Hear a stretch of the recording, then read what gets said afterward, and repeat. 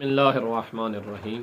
अल्लाहुम्मा सल्लि अला मुहम्मद व आले मुहम्मद व अज्जिल फ़रजा आले मुहम्मद। सिलसिला गुफ्तगू तरबियत औलाद के हवाले से जारी व सारी था कि जिसमें हम तरबियत औलाद के हवाले से बयान कर रहे थे चंद कवानीन, चंद तरीक़े कि जिस पे अमल करके वालिदैन अपनी औलाद को बेहतर बना सकते हैं।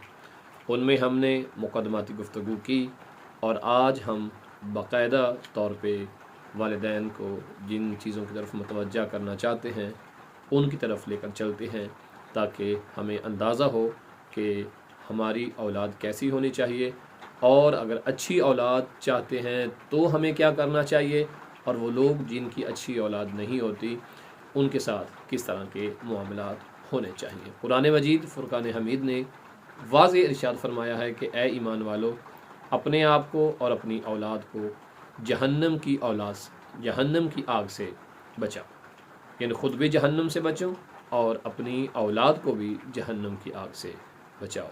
और सरकार इमाम सज्जाद अलैहिस्सलातु वस्सलाम की जब हम दुआएं पढ़ते हैं तो उसमें भी इमाम अली मकाम अलैहिस्सलाम हमें तालीम किस तरह से देते हैं। खुदा की बारगाह में आप दुआ करते हुए फरमाते हैं कि खुदाया, अपनी औलाद की बेहतर तरबियत करने में, उन्हें अदब सिखाने में, उन्हें अच्छी तरबियत देने में, दीनदार बनाने में तू मेरी मदद फरमा। गोया आपने और मैंने अपनी औलाद की अच्छी तरबियत करने की कोशिश भी करनी है और इसके साथ साथ सरकार इमाम सज्जाद अलैहिस्सलाम की तालीमात पे अमल करते हुए अपने खुदावंद आलम से जो बेहतरीन तरबियत साज है उससे भी इल्तजा करनी है कि खुदावंद आलम हमें अपनी औलाद की अच्छी, बेहतर, दीनी, अखलाकी, अदबी तरबियत करने की तौफ़ीक इनायत फरमाए। हमारी कोशिशें सिर्फ़ रहीं और खुदा की तौफ़ीक शामिल हाल ना हुई तब भी नतीजा कल अदम ही है, फिर भी औलाद बिगड़ सकती है। हमने कोशिश भी करनी है और खुदावंद आलम से दुआ भी अपनी औलाद के लिए करनी है, ताकि खुदा हमें ऐसी औलाद दे कि जो हमारी दुनिया और आखिरत में हमारी और अपनी कामयाबी का सबब बने। अगर आप और मैंने ऐसा ना किया तो उलमा के अक़वाल मौजूद हैं कि अच्छे वालिदैन की औलाद अच्छी होती है, बुरे वालिदैन की औलाद बुरी होती है। वालिदैन हासिद हैं तो औलाद भी हासिद होगी, वालिदैन कंजूस हैं तो औलाद भी कंजूस होगी, वालिदैन साहिब तकवा हैं तो औलाद भी साहिब तकवा होगी, वालिदैन मुआशरे के अच्छे इंसान हैं तो उनकी औलाद भी अच्छी इंसान बनेगी। वालिदैन अगर हमदर्द इंसान हैं तो उनकी औलाद भी हमदर्द इंसान बनेगी। वालिदैन अगर इबादत गुज़ार हैं तो उनकी औलाद भी बेहतरीन इबादत गुज़ार होगी। ऐसे ही अगर वालिदैन बहादुर हैं तो उनकी औलाद भी बहादुर होगी, वालिदैन बुज़दिल हैं तो उनकी औलाद भी बुज़दिल होगी। ये एक उमूमी उसूल है, ये एक उमूमी कायदा है, लेकिन माहौल, बैठक, दोस्त, सोहबत इन तमाम उसूलों को बदलने में भी महारत रखती है। अगर बुरे लोगों के बच्चों को अच्छा माहौल मुयस्सर हो जाए तो वो अच्छे बन सकते हैं, और अगर अच्छे लोगों के बच्चों को बुरा माहौल मुयस्सर हो जाए तो वो बुरे भी बन सकते हैं।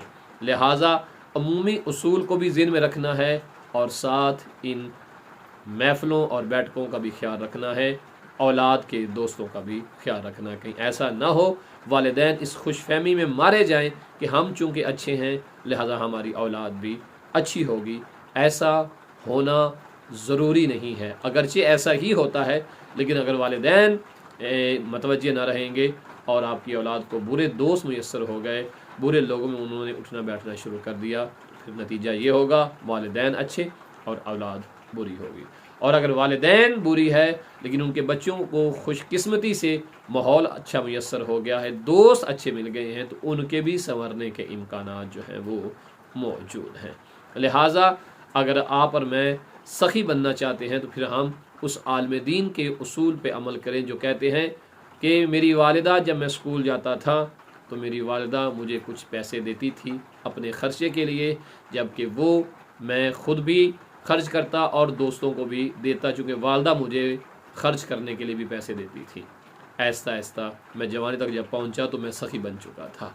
लिहाजा अगर वालिदैन बचपन से ही ये कोशिश करेंगे तो यकीनन यकीनन उनकी औलाद पे अच्छा असर पड़ेगा।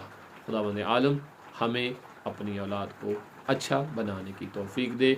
ये वो पहला कायदा है आगाज़ से ही जो बच्चों में आपने और मैंने जारी करना है कि जैसे हम खुद होंगे हमारी औलाद वैसी होगी। लिहाजा औलाद को जैसा बनाना है पहले वैसा आप और मैं खुद बने। खुदावंद आलम हमें इल्म अमल से मालामाल फरमाए। वसल्लल्लाहु अला मुहम्मद व आले मुहम्मद।